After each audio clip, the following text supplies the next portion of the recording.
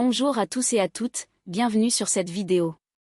Moi c'est Anna, et aujourd'hui nous allons parler des troubles du comportement alimentaire. C'est parti. Attention, si vous avez des doutes sur ce qu'il peut se passer chez une personne que vous connaissez ou vous-même allez consulter un médecin.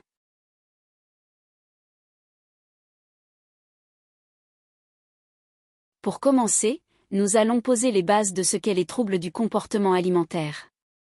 Les troubles du comportement alimentaire, TCA, sont des maladies psychiatriques fréquentes qui ne doivent pas être confondues avec une perte d'appétit, du grignotage ou des restrictions alimentaires liées à un régime, par exemple.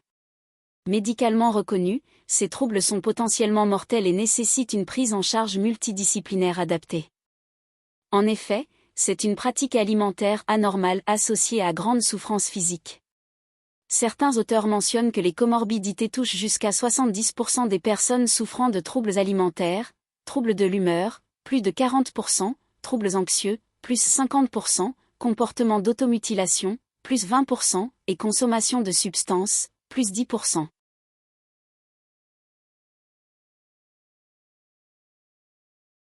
Dans la classification internationale DSM-5, on dénombre plusieurs catégories de troubles de comportement alimentaire. Les plus courants sont l'anorexie, la boulimie et l'hyperphagie boulimique.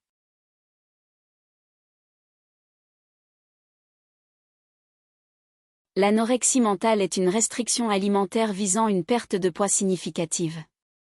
L'anorexie mentale se caractérise par une peur intense de devenir gros, malgré une maigreur apparente et un poids en dessous de la normale, établie à partir de l'IMC.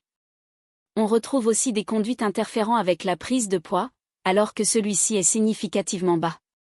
L'anorexie mentale se caractérise aussi par une altération de la perception du poids et de l'image du corps, proche de la dysmorphobie.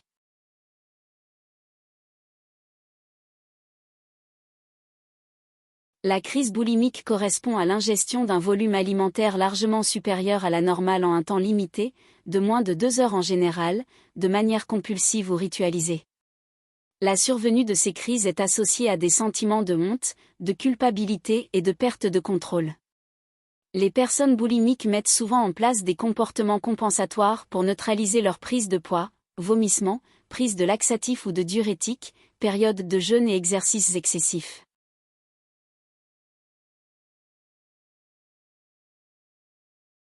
L'hyperphagie boulimique, ou accès d'hyperphagie, se présente sous la forme de crises de boulimie incontrôlée et récurrentes, sans comportement compensatoire.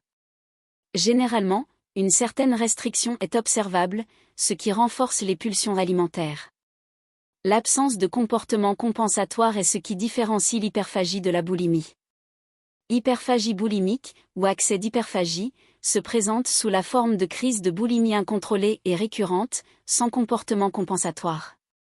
Généralement, une certaine restriction est observable, ce qui renforce les pulsions alimentaires. L'absence de comportement compensatoire est ce qui différencie l'hyperphagie de la boulimie.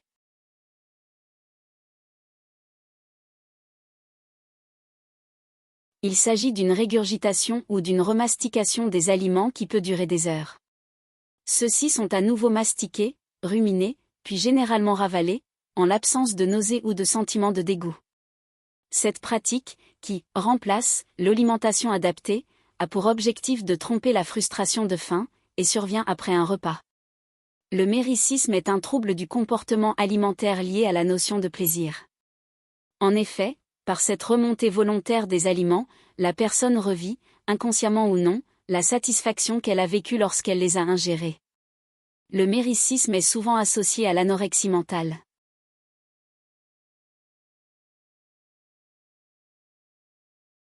Il s'agit d'une prise alimentaire non contrôlée, excessive, pendant la nuit. L'individu se réveille pour aller manger copieusement. Il va ainsi manger rapidement, de manière compulsive, sans être capable de refréner cette envie. Cette conduite alimentaire peut se produire dans un état de demi-sommeil, la personne n'en étant pas toujours consciente. Le lendemain, elle se réveille avec un souvenir plutôt imprécis de ce qu'elle a consommé pendant la nuit. Le diagnostic d'hyperphagie nocturne est posé lorsque cette conduite alimentaire survient plus de 2 fois par semaine, pendant au moins 6 mois.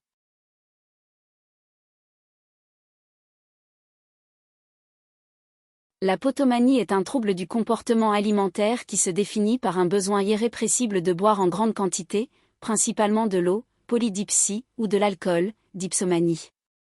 Les personnes atteintes de potomanie peuvent boire jusqu'à 10 litres par jour, voire davantage. Ce trouble alimentaire s'inscrit dans une volonté de se purger, se purifier, se nettoyer.